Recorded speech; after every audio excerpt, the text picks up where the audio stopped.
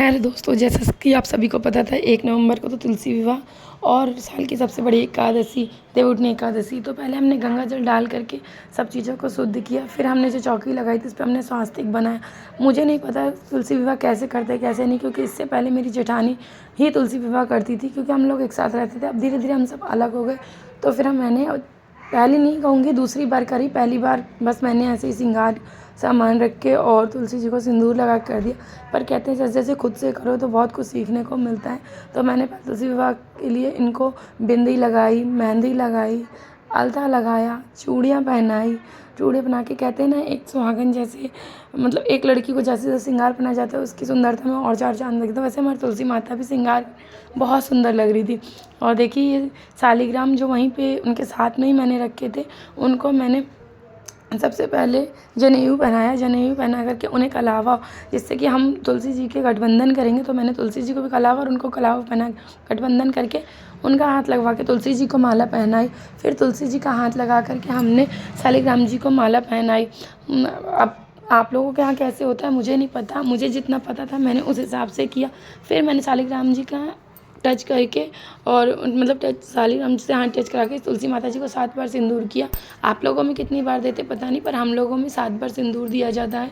तो मैंने भी 7 बार सिंदूर उन्हें किया। सिंदूर करने के बाद मैंने फिर फूल चढ़ाए और जितना भी सामान था वो भोग में वो मैंने चढ़ाया। केला, बतासे, मूंगफली, और मैंने हलवा बनाया था तो मैंने हलवे का भी भोग उन्हें लगाया।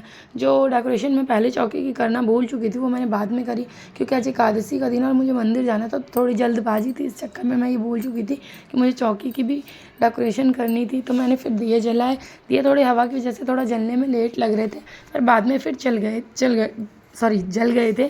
फिर मैंने वहीं 5 दिए लगाए।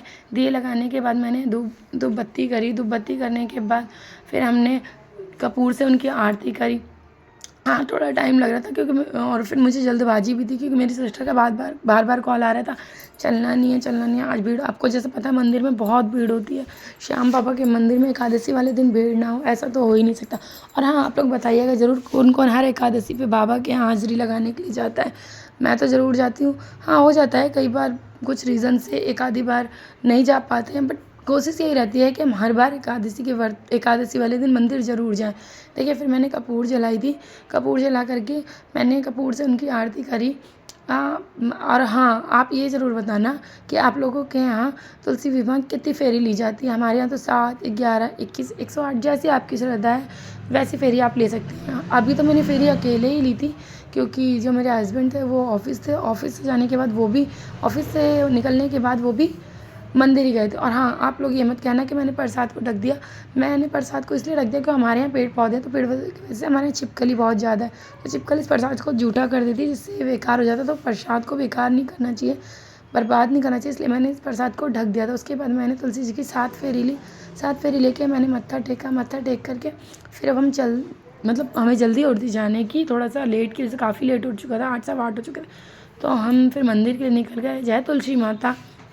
वहाँ से आकर के मंदिर से आके मैं अपने पति के साथ फिर फेरी लूँगी यहाँ पे। चलो देखिए, मैंने आप सबको कितने सुंदर बाबा के दर्शन कराए हैं। और यहाँ पे बहुत भीड़ थी, बहुत अच्छा भजन हो रहा था, बहुत अच्छा लग रहा था। यहाँ पे आकर के दिल को सुकून सा मिलता है। मैं तो हर एकादशी जाती हूँ, आप लोग भी ज़रूर जाइए।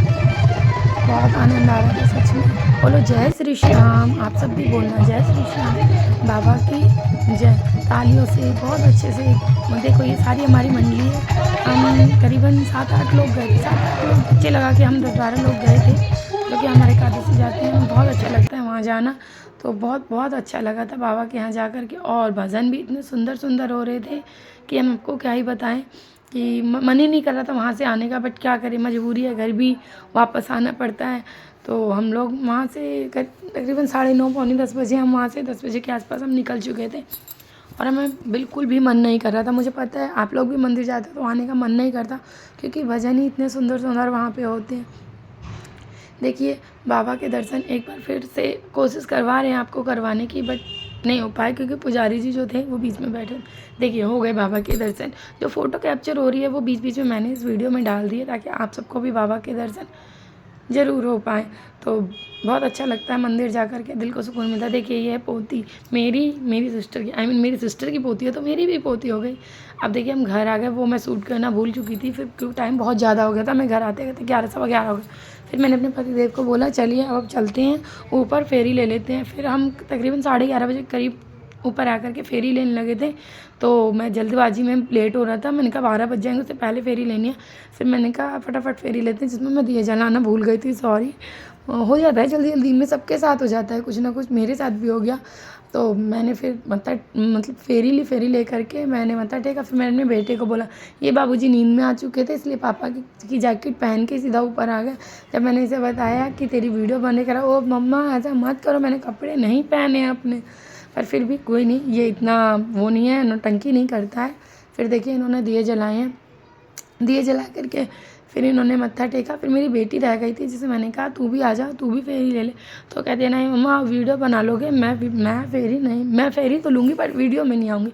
मैंने कहा ठीक है। फिर ये नैना करके मतलब फेरी लेने लगी, तो मैंने इसकी चुपके से वीडियो बना ली, इसे नहीं पता था। नहीं तो बहुत चिल्लाती है, अब जब वीडियो में देखेगी जब चिल्लाएगी, बना ली ना मेरी वीडियो।